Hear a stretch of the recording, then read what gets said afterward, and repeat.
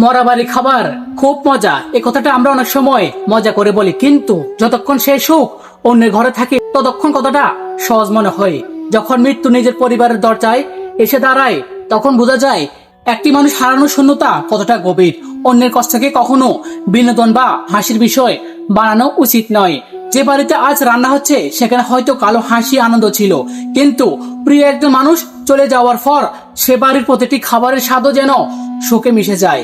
জীবন আমাদের শেখায় কাউকে নিয়ে হাসার আগে তার পরিস্থিতি একবার ভাবুন, কারণ আজ যে দুঃখ আপনার কাছে দূরের মনে হচ্ছে কাল সেটা হয়তো আপনার দরজায় এসে করে নাড়বে। তাই কারো বিপদে হাসবেন না, বরং পাশে দাঁড়ান। কারো সুখে কৌতুক করবেন না, বরং সান্ত্বনা দিন।